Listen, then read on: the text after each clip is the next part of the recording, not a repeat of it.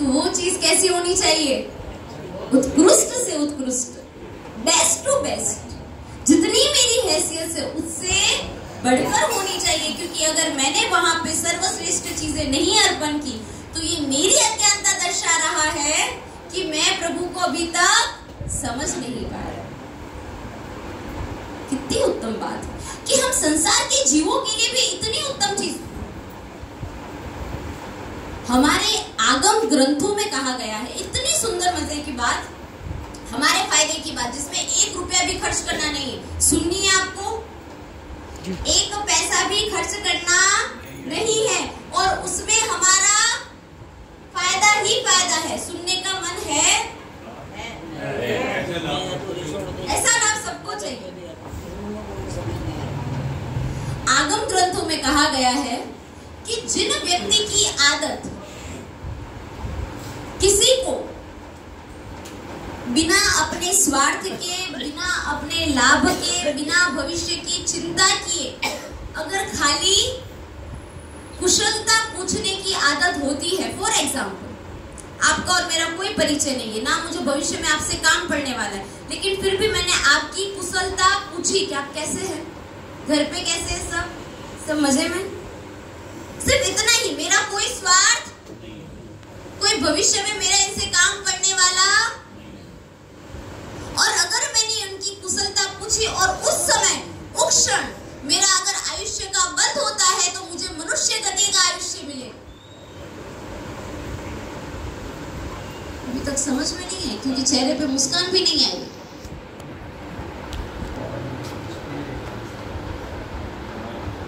क्या बोला मैंने? फिर से मुस्कान नहीं आई तो वापस।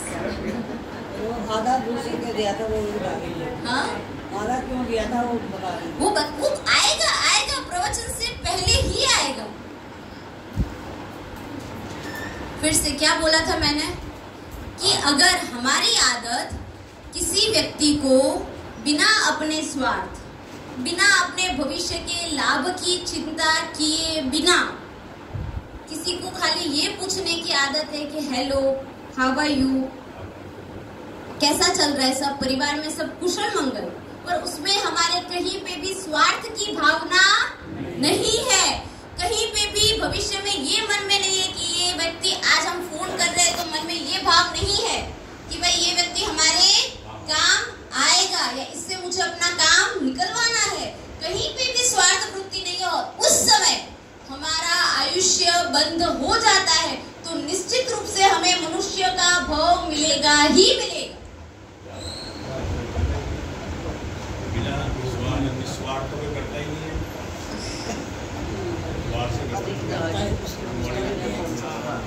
हम गुड मॉर्निंग भी कहते हैं ना तो भी कहीं ना कहीं स्वार्थ है। इसीलिए कहा, इसीलिए अपने पहले में आर्य संस्कृति में परंपरा क्या थी कि जिनको नहीं भी जानते हो वो भी अतिथि हमारे घर पे आ जाए तो उनको स्वागत करते हैं। आपका स्वागत करने की ये हमारे में परंपरा थी। कारण यही था कि उस समय, क्योंकि हमें पता नहीं है कि आयुष्य का बंध कब होगा, लेकिन अगर उस समय होगा, हमें नहीं पता है कि वो इंसान हमें काम आएगा नहीं आएगा, भविष्य में हमें मिलने वाला है नहीं मिलने वाला है, लेकिन अगर उस समय आयुष्य का बंध हो जाता है तो हमें मनुष्य गति का आयुष्य मिलता है। वापस आते हैं देह दुष्य पे कि प्रभु ने आधा देह दुष्य दिया। क्यों दिया? क्योंकि उसके भाग्य में क्या आधा ही लिखा था। कैसे लिखा था वो समझते। आधा देव दुष्य लेके वो कहाँ गया? जोहरी के पास, क्योंकि रत्न जड़ित था, सुवर्ण जड़ित देव दुष्य था, इंद्र का बनाया हुआ देव दुष्य था। वहां गया, उसने बोला कि यार है तो बहुत अमूल्य, जोरदार चीज है, एक काम कर, अगर तू मुझे इसका और आधा लेके दे देना तो मैं उसको तुझे पूरी कीमत दिलवा दूं। मैं तुझे ऐसे सिल के दूंगा कि पता ही नहीं चलेगा कि ये फटा हुआ है। अब ये आधे की तो क्या कीमत आएगी, काम ही नहीं आएगा, कोई लेगा भी नहीं। ब्राह्मण भी सोच में डूब गया कि क्या करूं, प्रभु से एक बार तो मांग लिया, खानदानी ब्राह्मण था, एक बार तो मांग लिया, अब दूसरी बार कैसे मांगू मैं? तो क्या किया उस ब्राह्मण ने? 1 वर्ष पीछे पीछे जाते। कितने साल? 13 1 महीने। कितने? 13 महीना। यहाँ पर शास्त्रकार भगवान उस ब्राह्मण की आंखों को बार बार वंदन करते हैं। क्यों? क्योंकि प्रभु के केवल दान के पश्चात समूह शरण में देशना देने के बाद तो हजारों लाखों लोगों ने प्रभु को देखा है, लेकिन अगर साधना काल में प्रभु के किसी के दर्शन किए, वो भी इतने समय तक, इतनी निकटता से, तो वो खाली एक ब्राह्मण ही था।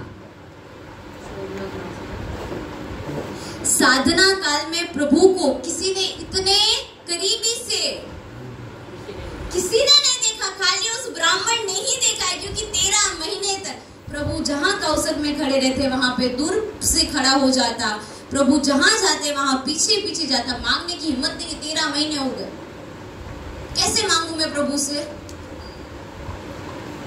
कभी कभार हम हमारा स्वार्थ, कोई इंसान काम कर रहा है, लेकिन अगर हमारा काम है तो हम क्या कहेंगे, भाई आप अपना छोड़ो यार, पहले यार मेरे देख लो यार प्लीज।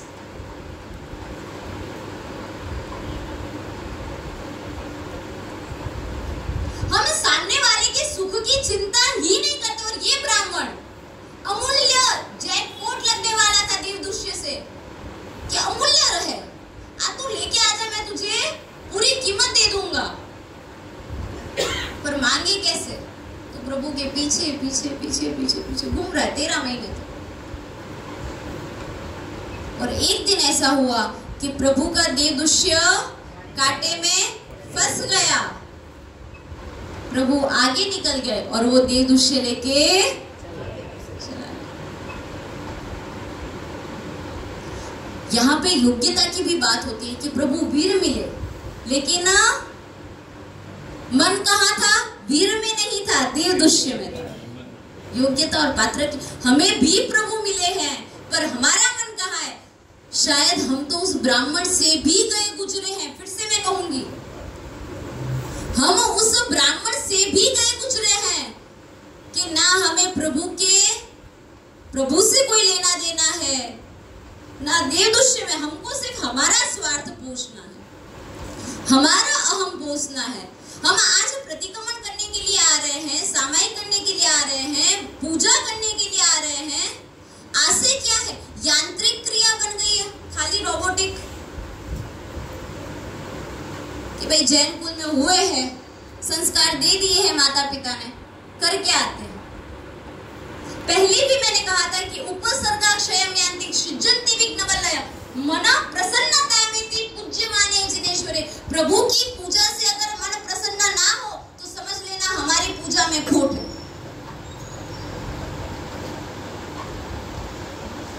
यहाँ पे वो देवदुष्य लेके कहाँ चला गया? वापस उसके पास कि ये ले, मैं तो पूरा देवदुष्य लेके आ गया। वो बोलता है कि काम करता हूं, मैं तुझे सिल तो दूंगा, लेकिन इसका जो भी कमाई होगी वो हम आधी आधी बांटेंगे। ये मेरे प्रभु वीर है कि जहां पता है कि उसके भाग्य में कितना लिखा हुआ है, आधा ही लिखा हुआ।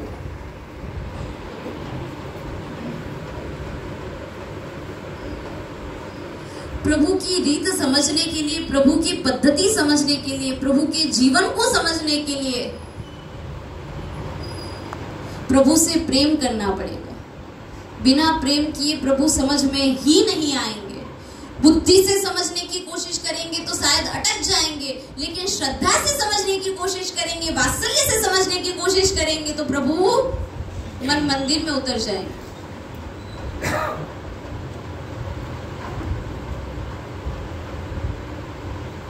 उस ब्राह्मण के भाग्य की सराहना करने का मन कर रहा है कि जिसने मेरे प्रभु को इतने पास से साधना काल में देखा है। इधर देवदुष्य को कोई लेने वाला नहीं, कोई खरीदने वाला नहीं। इतनी बड़ी कीमत कौन चुकाए? और वो देवदुष्य कहाँ पहुंचा है? नंदीवर्धन राजा के पास पहुंचा कि ये देवदुष्य है, अगर आपको खरीदना हो तो नंदीवर्धन राजा ने जैसे ही देवदुष्य देखा, सरप्राइज, शॉक, अरे ये तो मेरे वर्धमान का है, ये तो मेरे वीर का है। कहां से मिला? कौन लेके आया? किसने दिया? हमारा कोई नेकलेस या कोई चीज गुम जाए और अचानक से कोई लेके आए हमारे सामने बेचे, तो हम क्या करेंगे? पूछेंगे ना, कहां से आया, किसने दिया, कौन लेके आया? नंदीवर्धन राजा इधर उधर इधर उधर इधर उधर पूरा पूरा इंक्वायरी सारी चालू करवा दी। उस ब्राह्मण को बुलाया गया। सबसे पहले तो नंदीवर्धन राजा ने उस ब्राह्मण को प्रणाम किया कि तूने प्रभु वीर को देखा, कैसे है, कहाँ है, कैसे साधना कर रहे, उन पे कोई कष्ट तो नहीं आ रहा है ना? आंखों में चौधार आंसू, गोचरी उनको मिल रही है कि नहीं मिल रही है, वो पतले तो नहीं हो गए? कितने क्वेश्चन।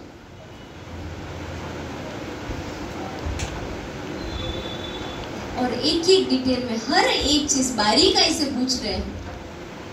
अच्छा मेरे प्रभु कहाँ गए, कैसे गए, किस तरीके से गए, साधना काल में क्या कर रहे हैं, वो हर एक चीज इतनी बारीकाई से, इतनी बारीकाई से।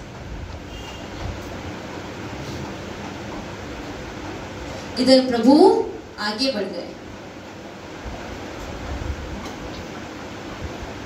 आज साधना काल के जीवन में दो चीज मैं अवश्य लूंगी। एक तो जीर्ण सेठ का दृष्टांत।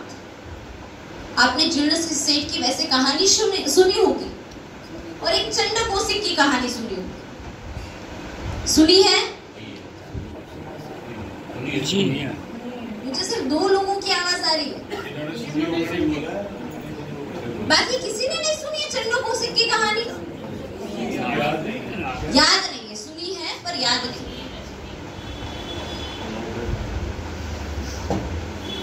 अनंत काल में ऐसा हुआ है कि कोई तीर्थंकर किसी जीव की समाधि के लिए खुद सामने से गए।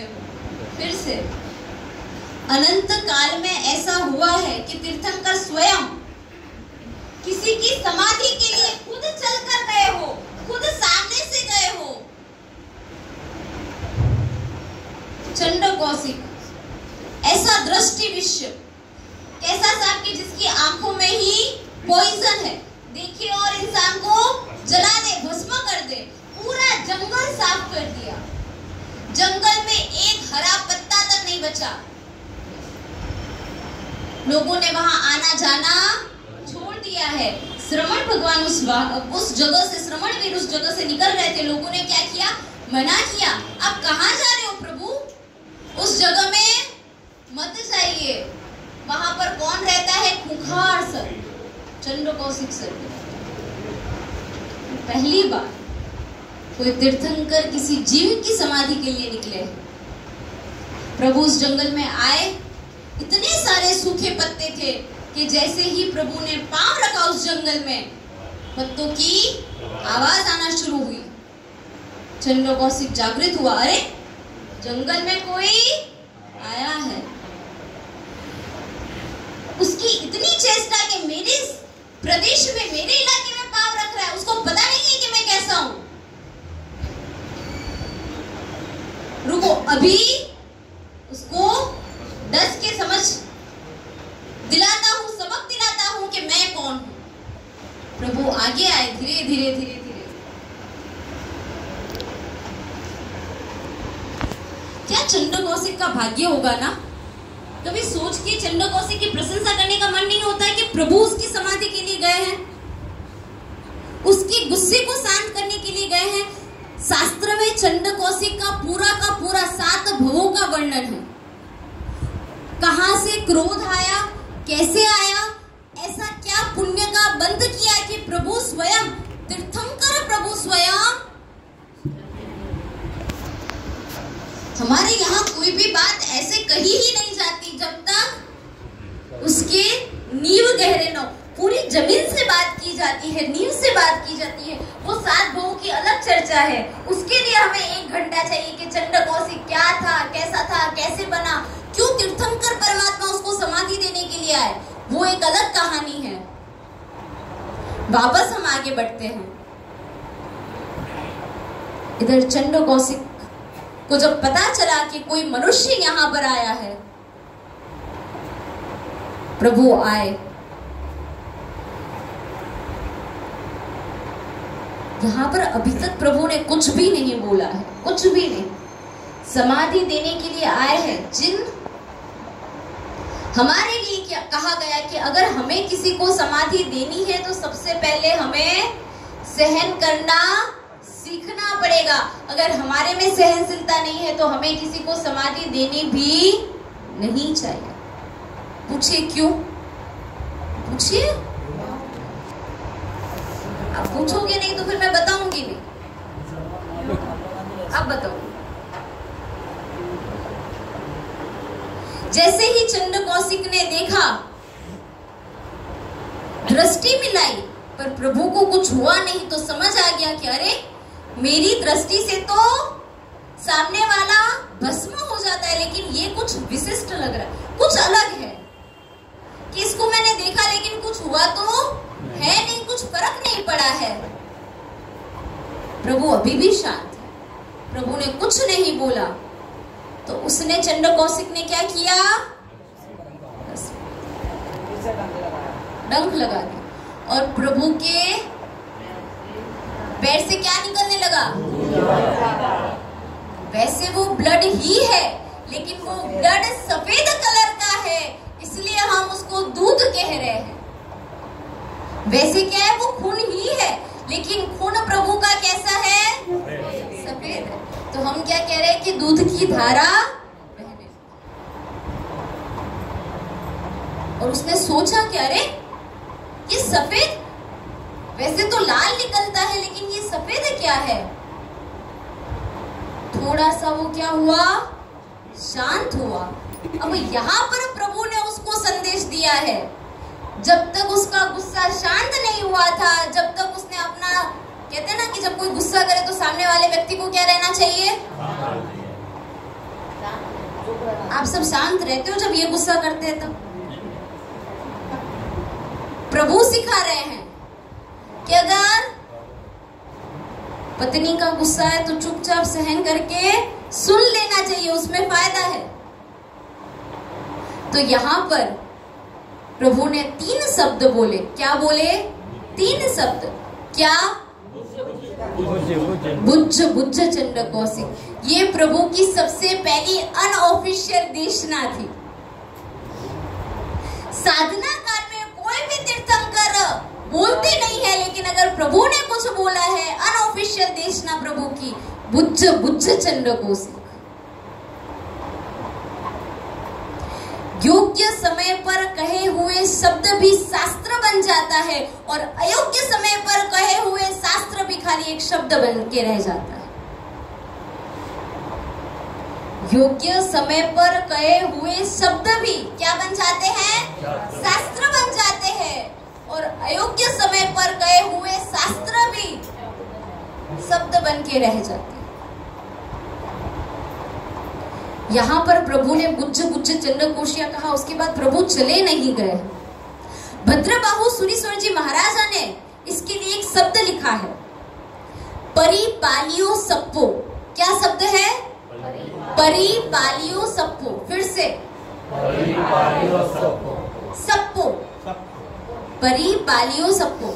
प्रभु का काम तो हो गया, बुज्ज बुज्ज चंड कौशिक कह दिया, प्रभु तो निकल सकते थे, लेकिन यहाँ पर एक और विशिष्टता कि जिसका हाथ पकड़ा है, जब तक उसका कार्य संपन्न ना हो तब तक उसका हाथ छोड़ना नहीं। जो जवाबदारी ली है, जब तक वो पूर्ण ना हो तब तक उसे बीच रास्ते में छोड़ना, ये महापुरुषों की निशानी नहीं है, ये उत्तम पुरुषों की निशानी नहीं है, ये उत्तमता के लक्षण नहीं है। तो जो जवाबदारी ली है वो जवाबदारी पूर्ण करना। प्रभु ने क्या जवाबदारी ली थी? चंड कौशिक के समाधि की जिम्मेदारी ली थी। 15 दिन यहाँ पर बुज्ज बुज्ज चंड कौशिक कहा। चंड कौशिक का गुस्सा शांत हो गया। क्या किया चंड कौशिक ने? क्या किया उसके बाद? जाति स्मरण ज्ञान हुआ, फिर कहाँ घुस गया, फिर क्या किया? इसमें कुछ विशिष्ट लग रहा है कि नहीं लग रहा है? मुंह बिल में डाल दिया और उसने अपना शरीर भी हिलाया नहीं, बस इतनी कथा है ना? उसके बाद आयुष्य पूर्ण किया, देवलोक में चला गया। भेजना भी तो भोजना, इतनी चीटियां, लोग प्रसाद ला रहे हैं, दूध चला रहे हैं, जल चला रहे हैं, उन्होंने किसी को कुछ कहा नहीं। चीटियां उसका शरीर। प्रभु जब तक मिले नहीं थे तब तक 24 घंटे एकमात्र लेशा, एकमात्र विचार के मैं मार दूं, खत्म कर दूं, विनाश कर दूं। और प्रभु जब मिल गए तब खाली एकमात्र विचार के मेरे द्वारा किसी भी जीव को इतनी सी भी तकलीफ ना हो, ये प्रभु के मिलने की निशानी है। प्रभु मिले नहीं तो क्या था? इसको मार दूं, इसको मार दूं, ये कर दूं, वो कर दूं। और अब प्रभु क्या हुए हैं? मिल गए हैं। तो मुझे लगता है कि हमें प्रभु इसलिए नहीं मिले हैं क्योंकि हमारे में अभी वो योग्यता आई नहीं है। चंद्र कौशिक में इतना क्रोध, इतना गुस्सा कि पूरा जंगल साफ कर दिया, लेकिन योग्यता कितनी कि प्रभु ने खाली क्या कहा? बुझ बुझ चंद्र कौशिक। जाति स्मरण ज्ञान हुआ और जाति स्मरण ज्ञान के बाद अपना सर कहाँ डाल दिया? अब कैसा उसके उपसर्ग 15 दिन तक कितने भयंकर उपसर्ग है। उसने अपनी करवट तक नहीं बदली है कि अगर मैं करवट बदलूंगा तो मेरे शरीर के ऊपर जितने जीव है वो क्या हो जाएंगे? मर जाएंगे। तो उसने अपनी करवट तक नहीं बदली है। वहां पर लोगों का आना जाना शुरू हो गया, जीव जंतु का आना जाना शुरू हो गया। अपने मुंह को अंदर छुपा लिया। लोग उस पे पता नहीं क्या क्या डाल रहे हैं। कीड़े मकोड़े ने उसके पूरे शरीर को क्या कर दिया है? छलनी कर दिया है। 15 दिन तक प्रभु वही खड़े। कितने दिन? 15 दिन। जब चंद्र कौशिक का आयुष्य पूर्ण हुआ, 8वें देवलोक में गया, तब प्रभु ने अपनी आगे साधना की यात्रा चालू की।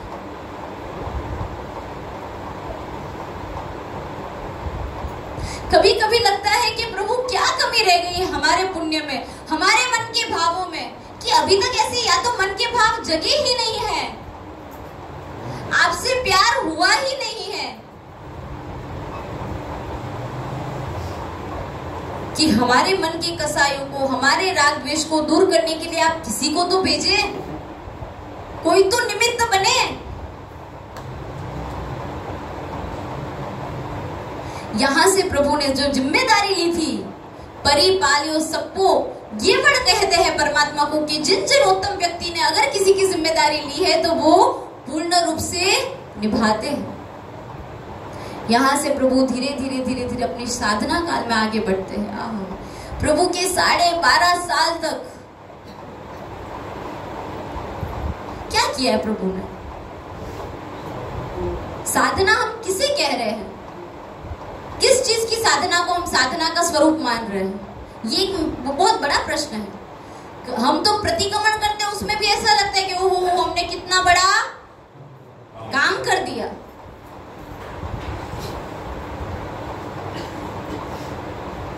प्रभु की साधना का परिचय क्या है? पर कैसे? प्रभु तो जिए ही नहीं है स्वयं। उनका एक एक श्वास हमारे लिए समर्पित था, 14 राजलोक के तमाम जीवों के लिए समर्पित था। इतनी करुणा, इतनी करुणा, इतनी करुणा। मेरे वीर प्रभु, बाकी किसी भी तीर्थंकर के जीवन में इतनी विशेषता नहीं मिलेगी जितनी विशेषता प्रभु वीर के जीवन में मिलेगी। हर एक कल्याणक और हर एक अवस्था की विशेषता है। आपको सुनने का मन है? जी। ऐसे जी बोलिए कि आसपास में नींद उड़ जाए। आपको सुनने का मन है? सबसे पहले गर्भावस्था। किसी भी तीर्थंकर ने गर्भावस्था में माता पिता के उपकारों को याद करके अभिग्रह नहीं लिया, संकल्प नहीं लिया, माता की कष्टों का विचार नहीं किया, लेकिन मेरे प्रभु वीर ने किया है। किसी भी तीर्थंकर का परिचय उठा के देख लो, चरित्र उठा के देख लो, उनकी त्रिसठ सलागा पुरुषों में कहीं पे भी मेरे वीर प्रभु के अलावा कोई भी तीर्थंकर नहीं मिलेंगे। इसका मतलब ये नहीं कि बाकी तीर्थंकरों की उपेक्षा है, लेकिन इसका मतलब ये है कि मुझे मेरे तीर्थंकर, मेरे शासन सम्राट से ज्यादा प्रेम है। दूसरी अवस्था शिशु अवस्था। कौन सी? शिशु अवस्था। क्या हुआ था? कौन बताएगा मुझे? शिशु अवस्था में क्या अलग हुआ था? इंद्र को ऐसा भान हुआ था कि इतना छोटा बच्चा, इसको जलाभिषेक कैसे करेंगे, कैसे चलाएंगे। नहीं, शिशु वो तो नहीं 7-8 साल की अवस्था में। वो तो अभी तो नाम वीर बराबर सर्ग जो बाबा के साथ खेलने पेट पर चढ़े थे, पेट में चलने का उत्सर्ग आता है, शाम बन के आया था। अनुमोदना। मुझे बार बार क्वेश्चन आंसर करना पड़ता है ताकि थोड़े आप जागरूक रहो, नहीं तो मैं ऐसे ही बोलती रहूंगी और आप निद्रा में इतने मस्त हो जाओगे।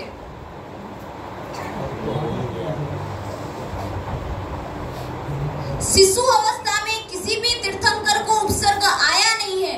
मेरे प्रभु वीर को शिशु अवस्था में भी देवता ने क्या क्या ईर्ष्या की कि इतने शिशु की इतनी तारीफ। अभी मजा चखा के आता हूँ। मिथ्या दृष्टि देव नीचे आए और प्रभु पर उपसर्ग करने की चेष्टा की। तीसरी अवस्था यौवन अवस्था। कौन बताएगा? यौवन अवस्था में प्रभु का क्या इतना अलग रहा कि बाकी किसी तीर्थंकर ने नहीं किया, लेकिन सिर्फ मेरे प्रभु वीर ने किया है? बताइए। सबको छूट है, अगर जिनका भी मौन व्रत नहीं है वो सभी उत्तर दे सकते हैं। दीक्षा से पहले या बाद में? दीक्षा से पहले यौवन अवस्था। खड़े होके बोल दो, आपकी आवाज धीमी है। लोगों से घर में साधु की तरह रहे।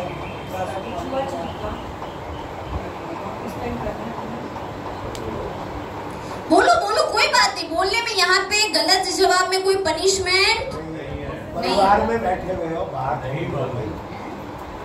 फिर भी थोड़ा दिमाग लगाने की मुझे तो थोड़ा सा पुश करना पड़ेगा ना, धक्का देना पड़ेगा मुझे। यौवन अवस्था की बात। यौवन अवस्था की प्रभु की विशिष्टता। ऐसा क्या तीर्थंकर परमात्मा ने यौवन अवस्था में किया, प्रभु वीर ने किया, जो बाकी किसी भी तीर्थंकर ने नहीं किया? टिक टिक 1